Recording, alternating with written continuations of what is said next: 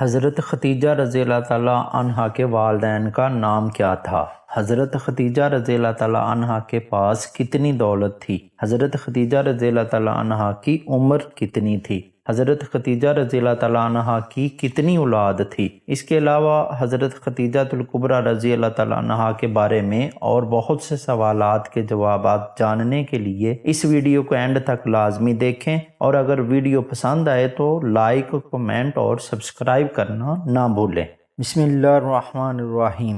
ام المومنین حضرت خدیجہ الکبریٰ رضی اللہ تعالیٰ عنہا کی نماز جنازہ نہیں پڑھائی گئی، مگر کیوں؟ حضرت خدیجہ الکبریٰ رضی اللہ تعالیٰ عنہا کی وفات کے دن رمضان ہونے کے باوجود کسی نے روزہ کیوں نہیں رکھا تھا؟ حضرت خدیجہ رضی اللہ تعالیٰ عنہا کی وفات کے سال کو عام الحزن کیوں کہا جاتا ہے؟ یہیں آج ہماری ویڈیو کا اصل موضوع ہوگا، اور آج ہم آپ کو ام المومنین حضرت خدیجہ الکبریٰ رضی اللہ تعالیٰ عنہا کی زندگی کی ایمان افروز داستان سنائیں گے۔ حضرت خدیجہ رضی اللہ تعالیٰ عنہا وہ پہلی خاتون ہیں جنہیں قرآن مجید کی روح سے سب سے پہلے ام المومنین ہونے کا شرف حاصل تھا۔ اس کے علاوہ ذاتی طور پر قرآن شریف میں آپ کے اثار و قربانی کا تذکرہ ہے۔ پیغمبر اسلام صلی اللہ علیہ وآلہ وسلم سے شادی سے پہلے حضرت خدیجہ مکہ کے بہت بڑے کاروبار کی مالک تھی۔ آپ کے عظیم کاروان تجارت میں 80,000 اونٹ تھے، جن کے ذریعے شام، یمن، مصر وغیرہ کی طرف برابر آپ کا سامان تجارت جاتا رہتا تھا۔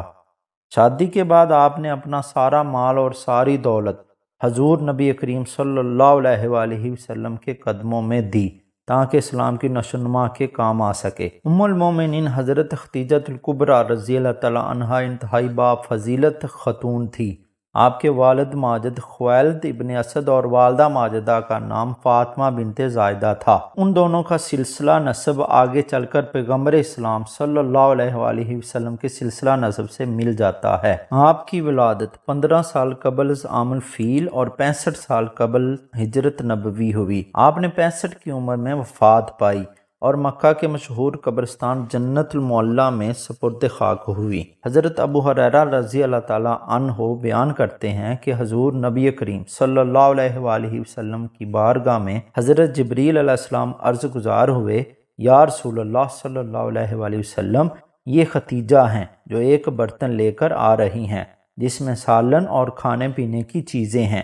جب یہ آپ کے پاس آئیں تو انہیں ان کے رب کا اور میرا سلام کہیے، اور انہیں جنت میں موتیوں کے محل کی بشارت دے دیجیے جس میں نہ کوئی شور ہوگا اور نہ کوئی تکلیف ہوگی۔ حضرت علی رضی اللہ تعالیٰ عنہ سے روایت ہے کہ حضور نبی کریم صلی اللہ علیہ وآلہ وسلم نے فرمایا، اپنے زمانے کی سب سے بہترین عورت مریم ہے، اور اسی طرح اپنے زمانے کی سب سے بہترین عورت خدیجہ ہیں۔ اسی طرح حضرت عبداللہ بن عباس رضی اللہ تعالیٰ عنہ فرماتے ہیں کہ ایک دفعہ حضور نبی کریم صلی اللہ علیہ وآلہ وسلم نے زمین پر 4 خطوط کھینچے اور دریافت فرمایا کہ کیا تم جانتے ہو کہ یہ کیا ہے؟ صحابہ کرام رضوان علیہ اجمعین نے عرض کیا کہ اللہ اور اس کا رسول ہی بہتر جانتے ہیں۔ آپ صلی اللہ علیہ وآلہ وسلم نے فرمایا کہ یہ جنت کی بہترین عورتیں ہیں، جو کہ حضرت خدیجہ بنت خویلد، حضرت فاطمہ بنت محمد، آسیہ بنت مزاحم زوجہ فرعون اور حضرت مریم بنت عمران ہیں۔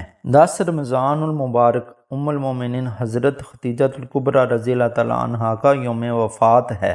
حضرت خدیجہ رضی اللہ تعالیٰ عنہا حضور صلی اللہ علیہ وآلہ وسلم کی پہلی زوجہ محترمہ تھیں۔ حضور صلی اللہ علیہ وآلہ وسلم کی حضرت خدیجہ رضی اللہ تعالیٰ عنہا کے ساتھ محبت کا یہ عالم تھا کہ ان کی زندگی میں حضور صلی اللہ علیہ وآلہ وسلم نے دوسرا کوئی نکاح نہیں فرمایا تھا۔ حضور صلی اللہ علیہ وآلہ وسلم حضرت خدیجہ رضی اللہ تعالیٰ عنہا کے بارے میں فرماتے ہیں کہ ان سے بہتر مجھے کوئی بیوی نہیں ملی، کیونکہ انہوں نے ایمان لا کر اس وقت میرا ساتھ دیا جب کفار نے مجھ پر ظلم و ستم کی حد کر رکھی تھی۔ انہوں نے اس وقت میری مدد کی جب دوسروں نے مجھے اس سے محروم رکھا تھا۔ اس کے علاوہ ان سے مجھے اللہ نے اولاد کی نعمت سے سرفراز فرمایا۔ حضرت خدیجہ رضی اللہ تعالیٰ عنہا کے ساتھ حضور صلی اللہ علیہ وآلہ وسلم کی بے پناہ محبت تھی۔ لیکن کیا آپ کے علم میں ہے کہ حضرت ختیجہ رضی اللہ تعالیٰ عنہ کی نماز جنازہ نہیں پڑھائی گئی تھی، کیونکہ اس وقت نماز جنازہ سمیت 5 وقت کی نماز فرض ہی نہیں ہوئی تھی۔ بالکل اسی طرح رمضان کا مہینہ ہونے کے باوجود کوئی فرد روزے سے نہ تھا، کیونکہ اس وقت روزے بھی فرض نہیں ہوئے تھے۔ اسی سال رسول کریم صلی اللہ علیہ وآلہ وسلم کے محبوب چچا جناب ابو طالب بھی اس دنیا سے پردہ فرما گئے، اور 2 عظیم صدموں نے حضور صلی اللہ علیہ وآلہ وسلم کو بہت مغموم کر دیا، اسی لیے اس سال کو عام الحزن یعنی غم کا سال کہا جاتا ہے۔ حضرت ختیجہ رضی اللہ تعالیٰ عنہا کی وفات مدینہ کی ہجرت اور نماز فرض ہونے سے قبل اسی سال ہوئی جب حضرت ابو طالب کی وفات ہوئی۔ روایات کے مطابق انہیں جنت میں موتیوں سے تیار کردہ گھر ملے گا۔ حضرت محمد صلی اللہ علیہ وآلہ وسلم خود ان کی قبر میں اترے اور اپنی سب سے بڑی غمگسار کو دائمی اجل کے سپرد کیا۔ پیارے پیغمبر صلی اللہ علیہ وآلہ وسلم کی حضرت ختیجہ رضی اللہ تعالیٰ عنہا سے 6 اولادیں پیدا ہوئیں،